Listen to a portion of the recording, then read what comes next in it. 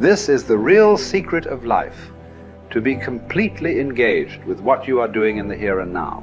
And instead of calling it work, realize it's play. Oftentimes people go, okay, here's really what I want to do, and this is what I'm trying to accomplish.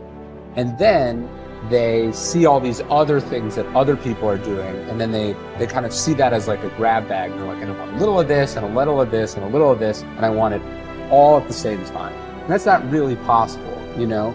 You can't play 5 sports at the same time. You got to pick one, you got to specialize. Maybe you can do 2, but you probably can't do 5, right? Number one is that you need to really get amped up about why that goal matters to you. Because once you know why the goal matters, that's going to be that thing that gives you meaning and purpose, that turns into a passion, that allows you to show up and keep doing it when you're bored. What would you like to do? If you don't like what you're doing, and you don't like where you are, and you don't like your relationships, and you don't like X, Y, or Z, what do you want? What do you like? And then you got to be able to add passion to it to activate that thing and make that dream a reality. And to find that meaning and to develop it, to create meaning in our lives, we have to set an intention and we have to pursue that intention. Start small, know what you want, get out of bed, get after it, set rules for yourself, follow those rules. You have to understand that you're not your own servant, so to speak. You're someone that you have to negotiate with, and you're someone that you want to present the opportunity of having a good life to. And that's hard for people because they don't like themselves very much. Once you discover your purpose, it's your job to live with passion. That's when you're passionate. That's when you're ready to go to that next level. You determine your legacy. It's up to you. Your legacy is in your hands. As long as you can breathe, as long as you can hear, as long as you can see. If you're passionate and driven and focused in what you do, if you're really good at it, people will take notice. That's basically it. So those dreams and goals that some of you have that may seem larger than life, good. That's what I want you to go after. And don't let the fear of the failure, don't let the fear of perfection hold you back. You won't be perfect. You will make mistakes. But I promise you this, you're never going to know if you can sink or if you can swim unless you jump in the water. So continue to fight forward. Continue to believe in yourself. Hold on to the possibilities. Get away from the negativity. Push yourself, believe in yourself, and go as far as you can. I will remember that my choices create my reality. My responses create my outcome. I will speak with compassion. I will stay true to my heart. See, whatever you decide to do, look at it and find out what is it that I have that I could bring to the table that can begin to enable me to ensure that I could be successful in this. Where is the opening for you? There's room for you out here in the arena called life. There's room for you to come out and live your dream. Don't allow but to keep you in the corner or keep you up in the bleachers looking at life, being a spectator, not being a participant, making a difference in life. I believe that all of us came here with something. All of us showed up to give something, and that nobody's going to give that service that you have to give. No one's going to produce your product. No one's going to write your book. No one's going to open your academy. No one's going to begin to create your daycare with a special curriculum to help to cultivate the high self-esteem in our children. That's your idea. And if you don't bring your idea out here, when you die, all of us will suffer because we've been deprived of your genius because you allowed but to keep you in the bleachers and not pursuing your greatness. You take it to your grave with you. And that's what most people do. Now here's the simple formula for setting goals. It goes like this. A, work on your goals. That's step 1. Work on them. And I put the word work there deliberately. Setting goals is plain hard work. I don't want to kid you. We haven't come here tonight to kid each other. It's work. I know it's work. That's why a lot of people just let it slide. It's work. Many people work hard on their job, but they don't work hard on their future.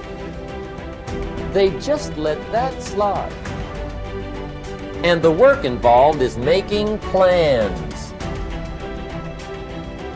I know most people don't. I understand that. But don't let that be you. Guy says, well, yeah, you work where I work. By the time you struggle home, it's late. You've got to eat a bite of supper, watch a little TV, get to bed. You can't sit up half the night. Plan, plan, plan. And the guys be good worker, hard worker, sincere. But you've got to be better than sincere, working hard. You've got to be better than a good worker. You've got to be a good planner. Somebody once wisely said, the people who fail to plan are planning to fail. Well said. So work on your goals. Here's step 2. Write your goals down. That's so important. I teach my staff around the world, put your goals in your journal.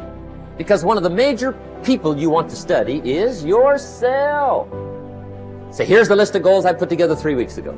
Here's the list of goals I put together 2 years ago. Here's some of the changes I made, rearrangement of my priorities. I scratched these off, I put these on, I've gotten these. Study your accomplishments, study what your desires are. Put them on paper, write them down. Here's another reason for writing your goals down. It shows you're serious about doing better. And to do better, you gotta get serious. You don't have to be grim, but you must be serious. Everybody hopes things will get better.